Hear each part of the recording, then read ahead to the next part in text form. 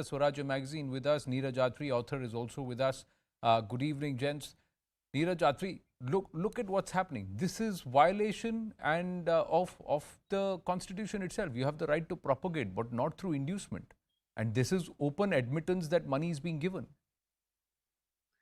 Yes, Anand, you're absolutely right that this is in contravention of the constitutional safeguards. But then, unfortunately, the law is followed not even in letter or in spirit. And when you were giving this documentary you were showing, I was reminded of the words of Mahatma Gandhi. He had said that missionaries are the deadliest poison ever to have come on the surface of earth. And yet, we have, after almost 75 years of our so-called independence, look at the state where we have gone.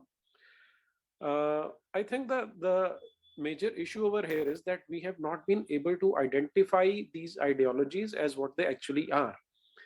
When we talk about propagation of religion, then what we need to remember is that there are ideologies masquerading as religion, which are predatory in their nature. And that same goes for Christianity. They have a declared objective. No, they don't hide it from anybody that we intend to convert every human on the surface of this planet.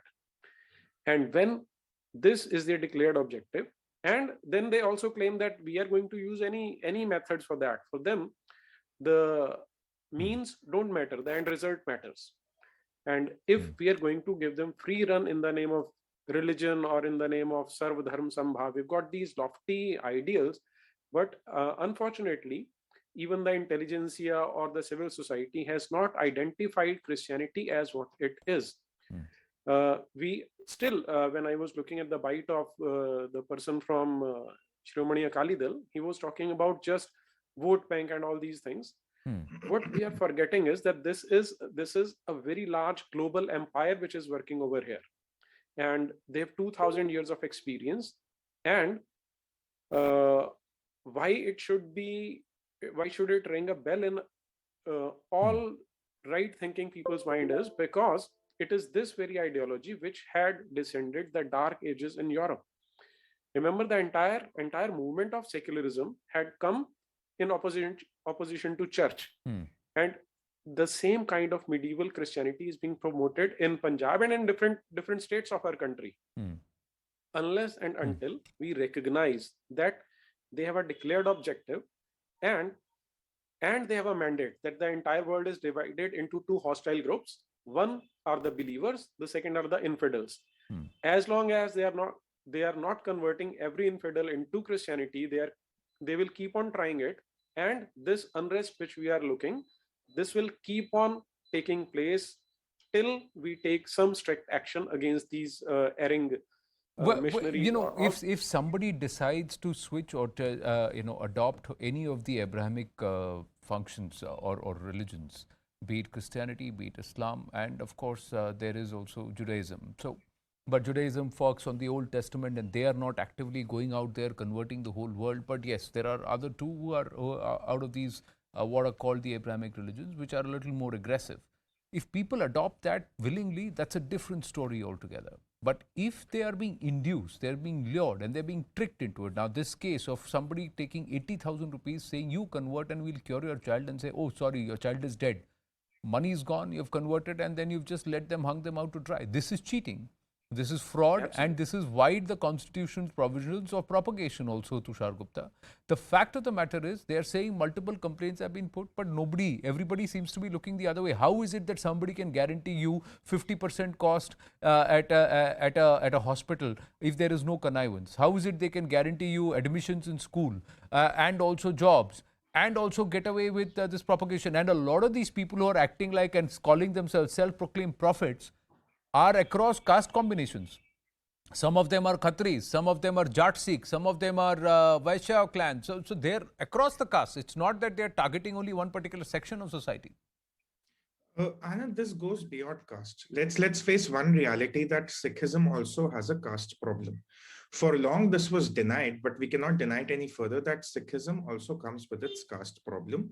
There are Dalit Sikhs who are not allowed to use the same religious facilities, Gurdwara Sahibs, as the Jat Sikhs are. They're not allowed to use the things kept in the Gurdwara Sahib as the Jat Sikhs are. But it goes beyond caste. When I was in 2019, when I was in Punjab, there's one thing I noticed that anyone with resources, anyone, financial resources, they're leaving for Canada, UK, or Australia, or any other better pasture across the world. The people who are left behind are the gullible ones, and they're not dented as much as by caste, as much as they're dented by economics of the day. So what happens? These people become a very gullible sort of a crowd for these missionaries. That is why you have cases like, oh, pay us 80,000, we'll cure your child for half the price. Convert to Christianity, we'll send your child or your daughter or your son to Canada where they can earn a better living.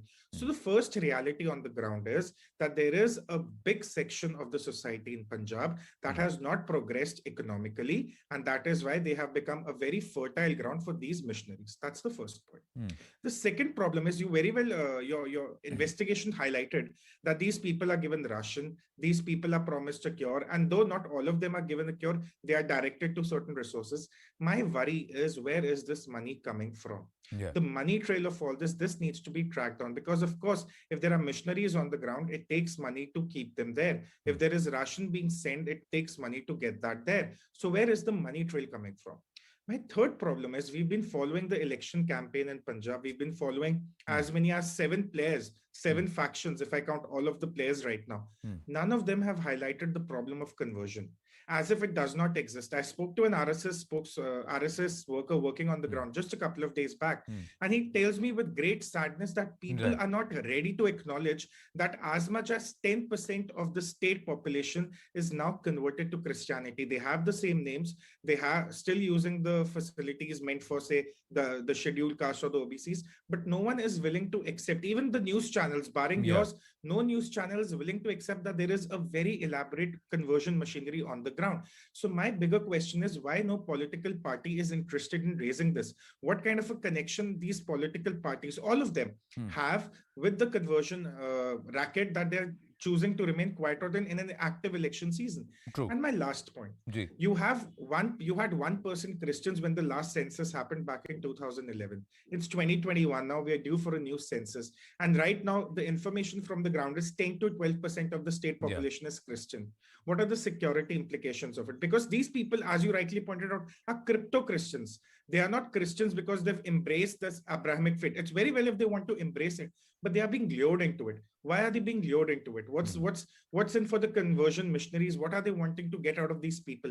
That's my worry, because this will have security implications as we go forward. True, and this is going to be a increasingly and engaging discussion, and perhaps a worrying one for a lot of viewers who are watching this, because the Madras High Court recently has also looked at Kanyakumari, where the allegation was 70% of the population there in that region is actually crypto-Christians. So that term of crypto-Christians has come in from a Madras High Court judgment or observation that's come in where this has been further allowed, and it's not, the matter is not disposed of.